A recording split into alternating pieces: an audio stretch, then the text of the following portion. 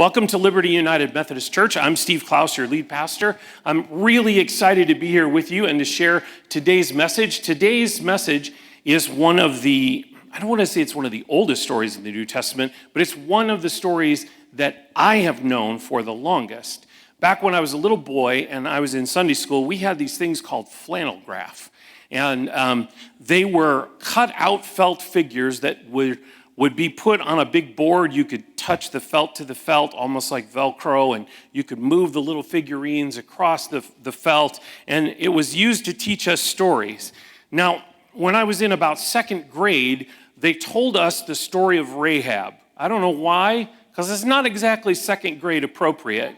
But one of the things about it that was really interesting was it was so important to us. Our teacher, I still remember her name. Our Sunday school teacher's name was Verna Stauffer. She has passed on a long time ago. And she asked us to make the walls of Jericho with popsicle sticks and cardboard.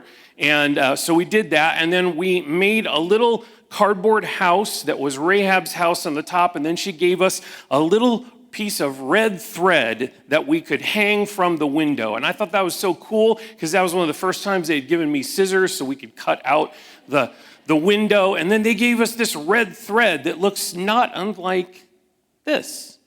And in the telling of the story, we ask, what does it mean when the story says that this person was a prostitute?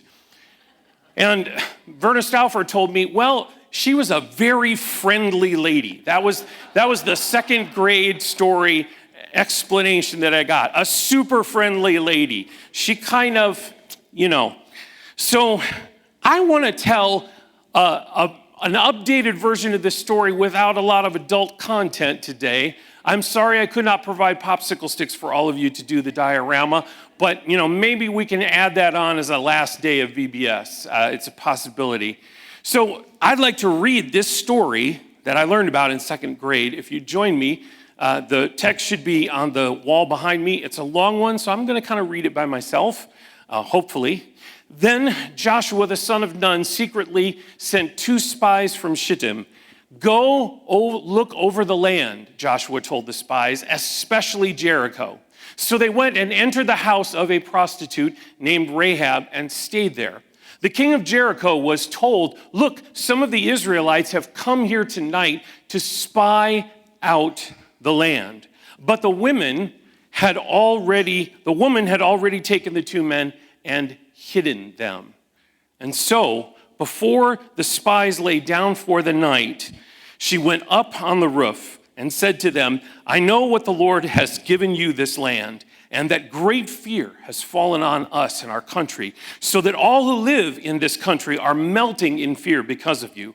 We have heard how the Lord dried up the water of the Red Sea for you when you came out of Egypt, and what you did at Sihon and Og, the 2 kings of the Amorites east of the Jordan, whom you completely destroyed. When we heard of it, our hearts melted in fear, and everybody's courage failed because of you. For the Lord, your God, is God in heaven and above and on the earth below. Now then, please swear to me by the Lord that you will show kindness to my family, because I have shown kindness to you. Give me a sure sign, and then you will spare the lives of my father, that you will spare the lives of my father and my mother and my sisters and my brothers and all who belong to them, and that you will save us from death. Our lives for your lives, the men assured her. If you don't tell what we are doing, we will treat you kindly and faithfully when the Lord gives us this land. This is the word of God for the people of God. Friends, there are 5 women who are mentioned in the ancestral line of Jesus that is recorded in Matthew's Gospel, chapter 1. First, there is Tamar. She's the first person mentioned. She was a scorned wife who faked prostitution so that she could ensnare her father-in-law into sleeping with her and then get a birthright. Then there is Rahab, today's subject. She was a member of the enemy, public enemy number 1, the people of Jericho, who was also a prostitute, and yet God used her in a powerful way. Then there is Ruth, who is the widowed foreigner who comes back into Israel with her mother-in-law and marries Rahab's grandson, Boaz, and saves her family from starvation. Then there is Bathsheba, a soldier's wife who was a victim of assault, who moved from victim to victor during the course of her life. All of these women, including Mary, who was at first seen as an unwed teenage mother, all of these women were used in a really powerful way by God to bring hope and healing and grace and justice and peace.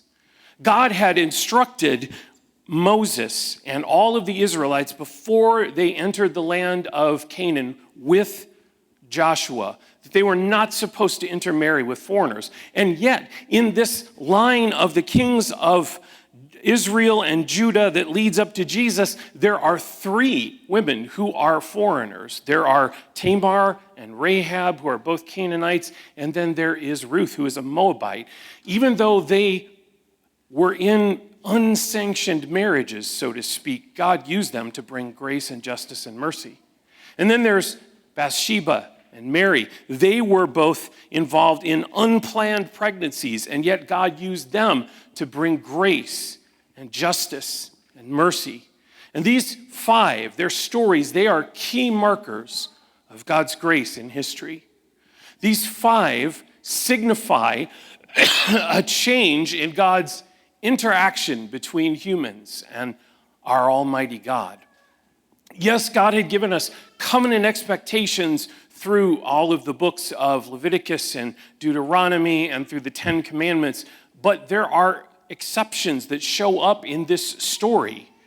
The story God is writing is not nearly as exclusive as it appears to be on the surface after Moses leads the Israelites out of Egypt. God is making room for people that we might write off or otherwise cast off. People that we have often assumed don't deserve our admiration or respect. And I'd like to focus on Rahab's story today and take a look at it with fresh eyes. In Joshua 1, we are told, the first thing it says is Moses, God's servant, is dead. He had passed away. God had taken him up to heaven, and Joshua is now in charge of all of Israel. And we're told in Joshua 1 that Joshua sent out 2 spies to scout out the land, especially Jericho, the text says. They went into Jericho, presumably during the daytime, and somehow they mysteriously found themselves to Rahab's house. I think that's all we can know about that, but they entered Rahab's house and they were looking for a place to hide. Immediately, the king of Jericho hears about this. He hears this rumor that there are spies in the land of Canaan and in Jericho specifically. This is another reason why I love this story in 2nd grade, because there were spies in the story. It felt very James Bondy. And the king sends some of his guards to go talk to Rahab, and they demand that she release these 2 Israelites, they knew it was 2, so that they can be brought to justice. And Rahab decides she's not going to do that. She tells the guards of the king of Jericho a story, and she hides the spies upstairs. And when those guards came, she said, I don't know what you're talking about. I haven't met these men. She says whatever she needs to put them off the trail. And then she suggests that they go on this long, wild goose chase. She says, I saw them leave the city. They're not here. You should follow them. If you go east, you will find them probably close to the river. And so she sent these guards east. And then Rahab goes up to her roof, and the spies are there. They've been hiding under big piles of flax, which is something that was used as an important thing in that time. And Rahab takes off the piles of flax and meets with them, and she tells the spies that all of Jericho is terrified of them and terrified of their people, because even though they're currently on the other side of the Jordan River, they know that God has given them this land. And they've heard the stories about how God parted the Red Sea and the whole Egyptian army was drowned. And they heard about these other kings on the east side of the Jordan and how they were all given into the hands of the Israelites. And she says, you guys, our people are terrified. And we know you're going to take this city. So here's the deal. I will save your life if you will promise to spare my life and the life of my family. So Rahab and the spies come to an agreement, and she lets them down the wall with this scarlet cord because her wall has a window that comes right outside the wall. Now, here's the part I love that I did not understand in second grade, and I probably didn't understand the last time I preached on this story. But when they get to the bottom of this wall, after they've been set free, Rahab tells them, I sent the guards east, you need to go west. And then the guards say, cool. Let's renegotiate the terms of our agreement. I think maybe they were future members of the legal profession, I'm not sure. But they decide they're going to renegotiate. And they talk about the promise again. And they say, here's the deal. If you'll leave this scarlet cord outside of your window, we promise that we'll spare everybody in that house, and everything else in Jericho is going to be destroyed. A few chapters more go on. Chapter 3, 4, and 5, we hear about Joshua crossing the Jordan River and marching over immediately to Jericho with all of the people of Israel. And they march around the city of Jericho 7 times for 7 days. And they blow trumpets, and then what happens? The walls come tumbling down. Excellent, good job. That was at least 40% better than the 8:15 service. They may have just been waking up. But the walls of Jericho just fell apart. But that one place where the cord was, that's the place where all of Rahab and her family lived and hid, and they were spared. They were saved. And Joshua chapter 6 tells us this.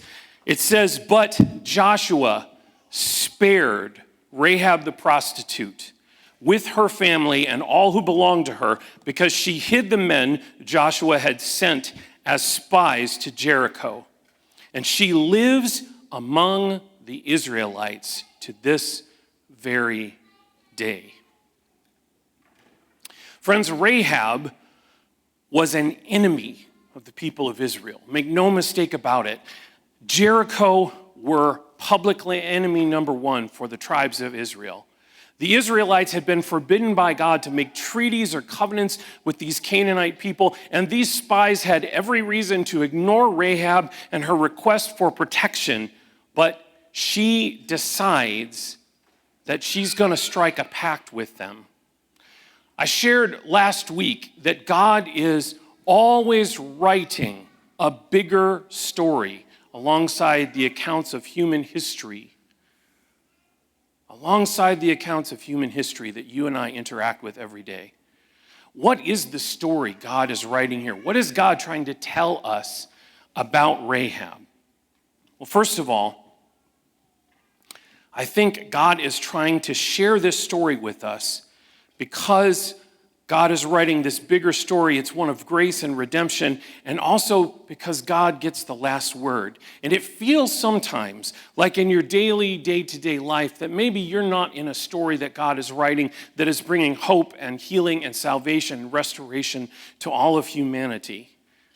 But God's writing that story nevertheless, and God gets the last word. So the pivotal truth about the story of Rahab should cause us to ask this question. What if everyone we meet, even our supposed enemies, what if they are people that God is writing into the story of grace? That guy at work that just gets under your skin, that person who got the promotion that you deserved or thought you deserved. That family member who you haven't spoken to for years. That ex that you have X'd out of your life. Something happened to these people that caused you to consign them to Jericho behind the high walls of judgment and say, I don't want you to be a part of my life. You don't belong here. And yet, maybe God keeps putting these people in your path day after day after day.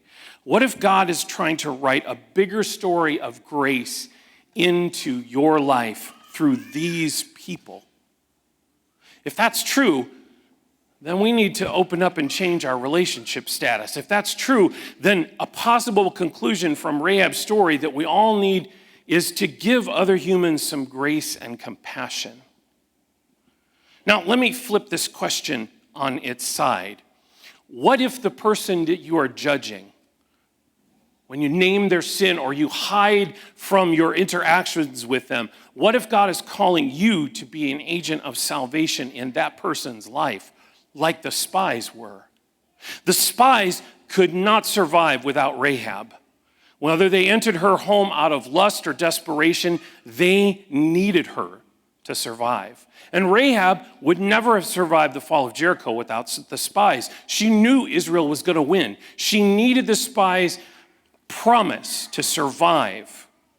So what if we thought of everyone around us as someone who has marked themselves with a red cord? They've got it dangling outside of their window. It might be really hard to see, but they're hoping that you're going to notice that they have a need for salvation and restoration. And also, what if we allowed God to tear down the walls that we build up between us and our enemies, and we embraced our mission to reach them? Another important question that helps us discover what God wants to learn through Rahab's story is this: why is it important that Rahab is in the line of Jesus at all? Why is she there? It's not easy to tell this story. As I said, this isn't a great second grade appropriate story.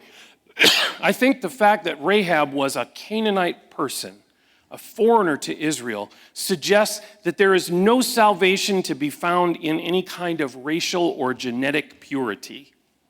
Let me say it again. There is no salvation to be found in any kind of racial or genetic purity. Although the Israelites were God's chosen people from the beginning, the descendants of Abraham intermarried with people outside their people group.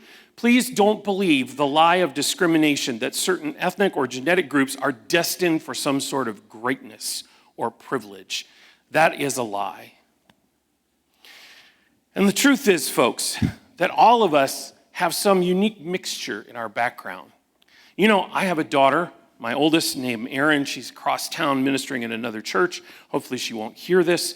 But she is a big fan of 23andMe Ancestry. She looked up all our stuff, and she was trying to figure out where we came from, and all of the people on my side of the family are from somewhere in either Scandinavia or Northern German. We're all very German, except for one thing. There's some 1% link between us and the island of Malta, which is in the Mediterranean. And my daughter said to me, "What is that? How did that happen?" I said, "Honey, that happened because somewhere a long time ago, somebody got off a boat in Malta and did something that they should not have done, and it was one of us." That's how that happened. Probably a lot more of us have those kinds of things in our genetic makeup than we really want to acknowledge.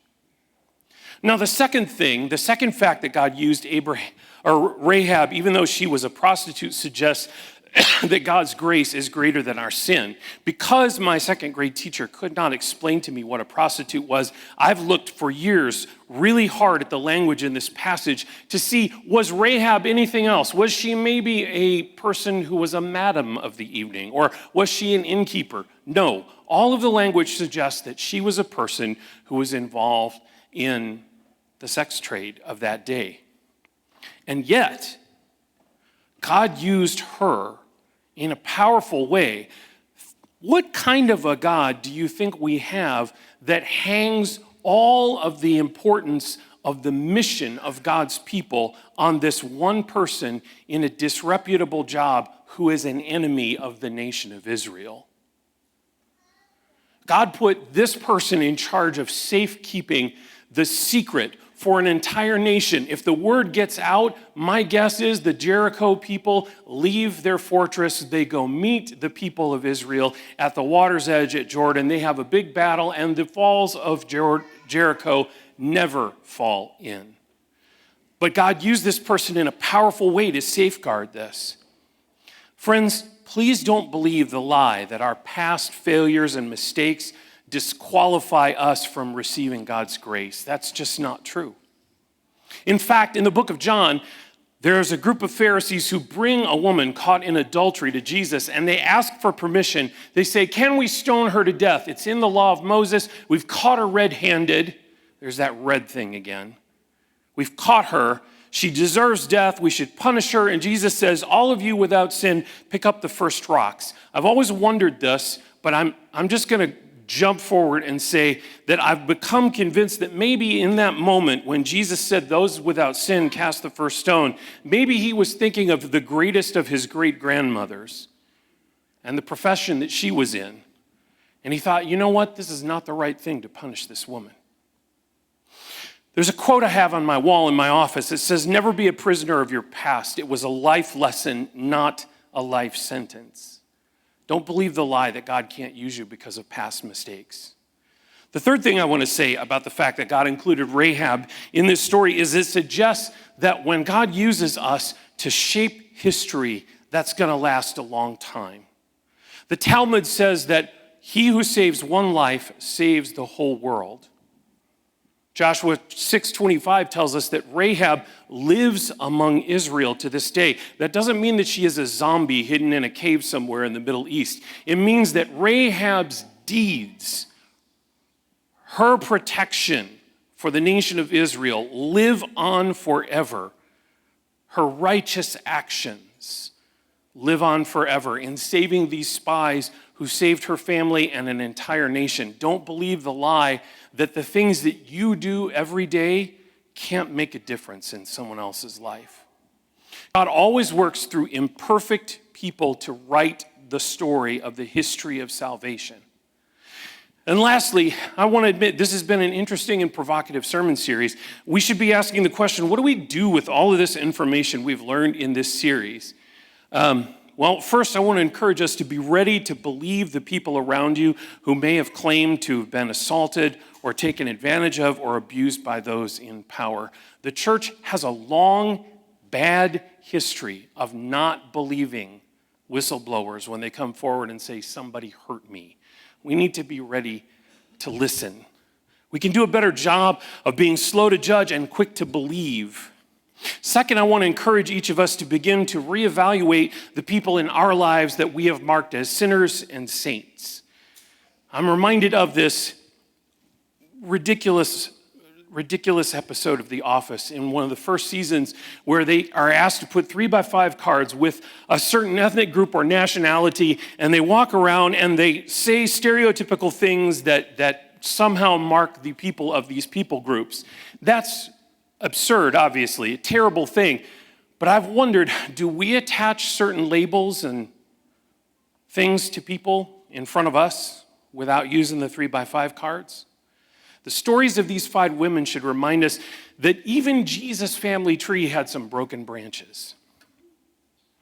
And if God is writing an alternative story in the lives of human history through people like you and me, then maybe we should stop labeling people according to their past, their sin, their suffering, their background, and all of the other things that we use to minimize and diminish other human beings. Maybe everyone we meet has the potential to be a future saint. Maybe everyone we know, even our enemies, could be an important ancestor in the story of salvation. And lastly, I want to encourage you to ask this question: where is God at work in the life of the people or the person in front of me?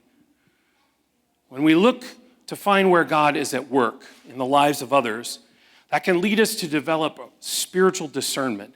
God is making new covenants, making all things new, writing a new story, and wants to do it through your life and through your life into the life of other people. And I pray that we can find more opportunities to do that kind of witness this summer and going forward.